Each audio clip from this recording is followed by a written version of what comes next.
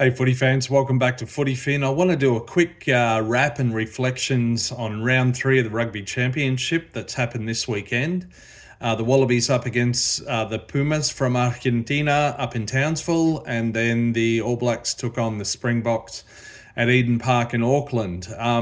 So it was a win for the two Bledisloe nations, one win each.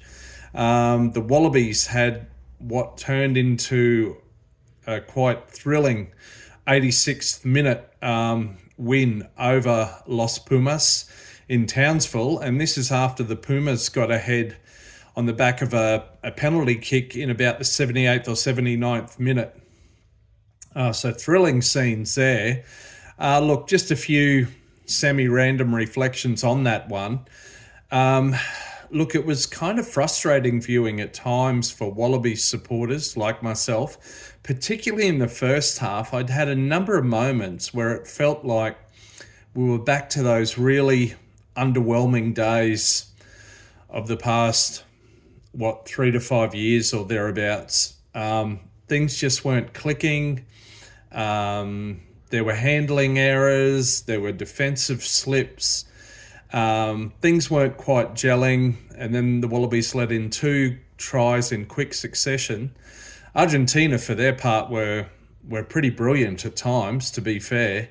But yeah, it was frustrating times for a while. Young Tom Liner, a couple of poor moments he'd rather forget in defence. Other players, like at times Andrew Kellaway earlier in the match in particular, just weren't quite firing on all cylinders. Things weren't quite, they weren't playing to their potential, and that was sort of typical of the whole team.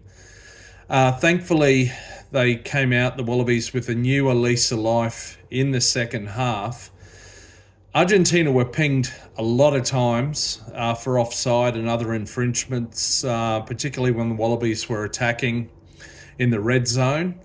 I have seen comments online that they were hard done by with some calls from the New Zealand referee. I'd have to go back and look at them more closely. Obviously, I'm a little bit biased as a Wallabies supporter. Yeah, look, it's history now. Yeah, look, maybe the ref was a bit harsh on Los Pumas. I'd have to look at the footage. Interestingly, though, as I said, the Pumas scores were level. The Pumas kicked a penalty in about the 78th minute to get ahead by 3 points. And then late in the game, thankfully, the Wallabies got the ball back from a scrum that followed a kickoff that went wrong. Kickoff receipt went wrong for the Pumas. Wallabies made their way upfield, and there was an easy opportunity to kick a penalty and level the game, finish with a draw, safe as houses almost.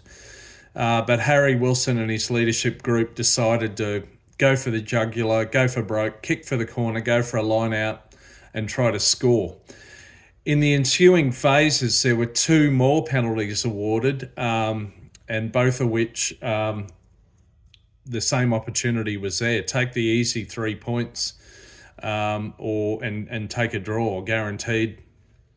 But again, Wilson and his troops went for the tap on the second and third occasions, and it eventually paid off. A lovely little sleight of hand from Len Ikitau, who looked like he was going for the line. He did the no-look pass, and Angus Bell ran into a gap between two unsuspecting defenders and went over. Yeah, look, like I said, great win for the Wallabies and their supporters. Disappointing for Argentina and there. They had a fair contingent of supporters there too, which was great to see up in Townsville. Great stadium there. Of course, the North Queensland Cowboys play there regularly in the NRL. Looking ahead to next week, the two teams will face each other again in Sydney. It'll be interesting to see. Tom Liner is apparently out with yet another concussion. I feel for the young fella. These are serious concerns now. And maybe he should sit out the rest of the season. So then the question becomes, well, who's your first choice fly half? Do you go with O'Connor? He's not even guaranteed to be there for the Bledisloe Cup because he's due to go and join his new club Leicester in England. So yeah, let's see what goes on there. But yeah, a good contest, a very good contest. This Rugby Championship is proving to be a great one, possibly the best that I can imagine.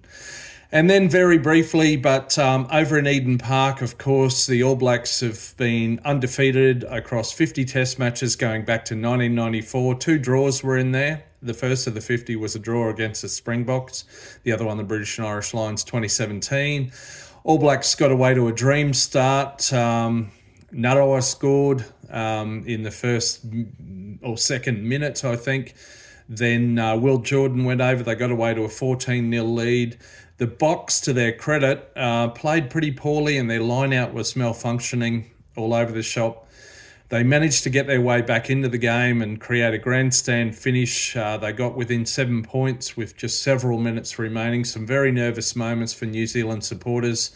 And at one point, about an hour into the game, the Boks won a tight head scrum where they just pushed. It looked like the All Black scrum was on roller skates, just went backwards by metres and metres very quickly. But New Zealand held on for the win, so they keep that record intact. The Wallabies will play there in the first of the Bledisloe matches, I believe, in late September. So that'll be interesting times, but there's still a round of TRC to happen and then a break weekend before that. Anyway, that's it from me. Another great weekend in the TRC. It's still open for anyone to win this, at least in theory. The Boks and the All Blacks will play each other in Wellington next. So bring it on. Can't wait. Happy to say the Wallabies had that win. That was very thrilling. But yeah, next week could be a whole different story.